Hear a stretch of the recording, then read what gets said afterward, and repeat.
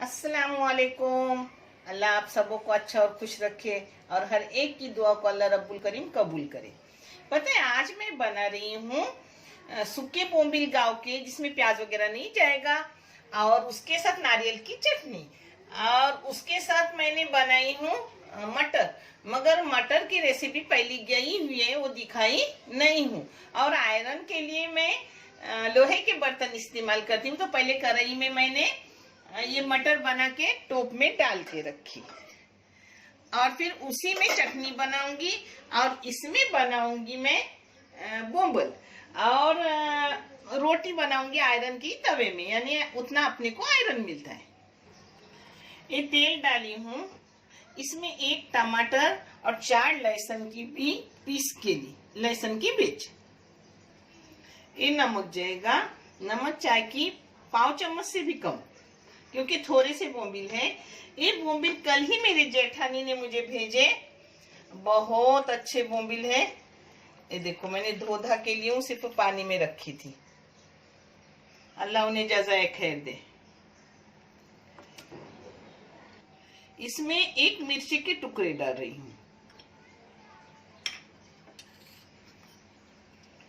इसमें एक करी पत्ता काटा हुआ जाएगा, क्योंकि बच्चे पूरा पत्ता हो तो निकाल कर फेंक देते हैं, इसलिए मैं काट के डालती हूँ। और इसमें जाएगा अब लाल मिर्ची पाउडर 2 चाय की चम्मच, क्योंकि मुझे सूखे करना है ये।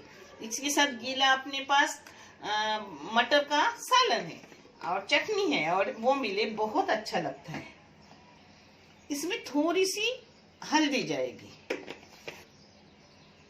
इसमें थोड़ा सा हरा धनिया जाएगा। अब इसको हाथ से कलाओ या आप चम्मच से कलाओ, कोई बात नहीं। ये मिक्सी का ही पानी थोड़ा सा है, टमाटर जो पीसी उसका वही जाएगा। ये देखो अपना सब डाल के कला के हो गया।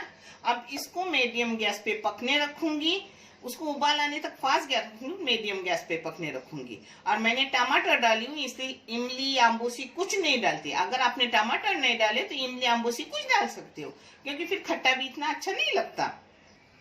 अब इसे पहले फास्ट गैस पे उबाल आने तक पकाऊंगी और सूखने तक मीडियम गैस पे रखूंगी। अब इसमें तेल डाल रही हूँ।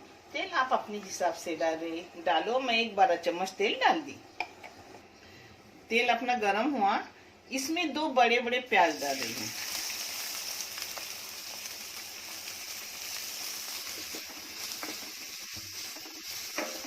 एक छोटा सा नारियल है खुरचा हुआ, इसमें एक मिर्ची, यानी लंबी मिर्ची थी मगर तीखी नहीं है, बगैर तीखी, एक प्याज में जाएगी।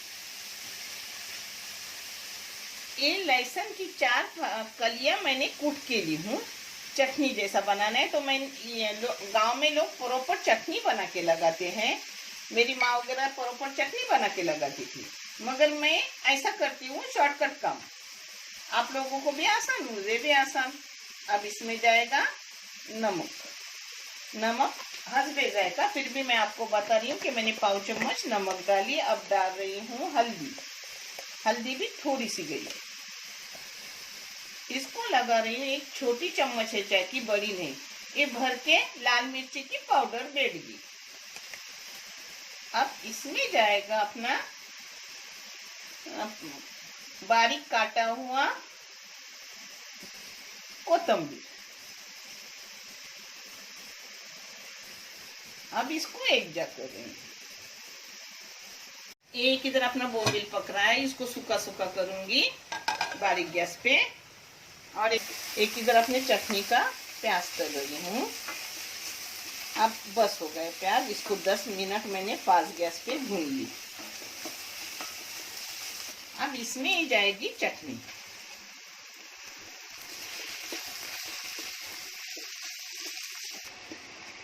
इसको मैंने एक जा की, अब इसको ढक के रखूंगी 2-4 मिनट तक, फिर मैं आपको दिखाती हूँ।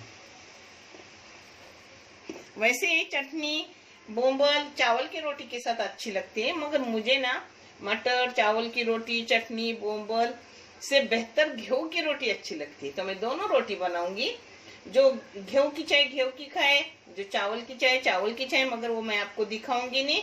सिर्फ आयरन लोहे का तवा, इसलिए एक रोटी डाल के गेहूं की दिखाऊंगी आपको। ये देखो अपना बोम्बिल सुक्का हो गया। इससे भी सूखा चाहे तो आप कर सकते हो, मगर मैं ऐसा ही रखती हूँ, यानी मसाला रोटी को लगाने मिल जाता है। देखो अपना बोम्बिल मुकम्मल हो गया, परोसते वक्त दिखाऊंगी। अब गैस भी बंद करी हूँ, ढक्कन मार के रख रही हूँ। ये देखो अपनी चटनी मैंने 4 मिनट तक भुनी, और बीच में मैंने 2 बार उसको ऐसी डंडे से ये देखो दाव की पीछे की साइड डंडा रहता है ना, उससे हिलाई। ऐसा किए तो भी चलता है। होगी चटनी भी अपनी, बहुत मजेदार डिश रहते। ये पालक बेसन पोला इसको बोल रही हूँ। भज्जी जैसा पीठ कलाने का, बहुत सारा पालक जाता है अपने पेट में, आयरन भी मिलता है, बहुत सी चीजें मिलती है। और ऊपर से तवा भी ली हूँ मैंने लोहे का।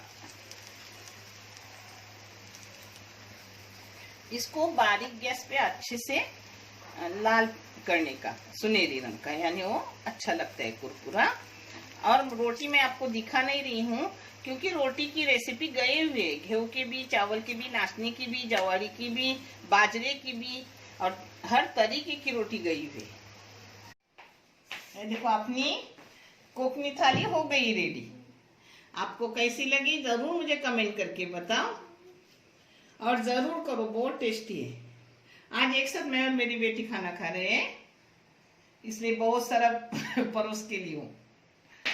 देखने के लिए जज़ाए खैर, और देखने वालों को अल्लाह परवरदिगार अपनी रहमत से हमेशा नवाजे, और जो भी वो दुआ के लिए कहते हैं उनकी हर दुआओं को कबूल करे। आमीन या रब्बुल आलमीन। अल्लाह हाफिज।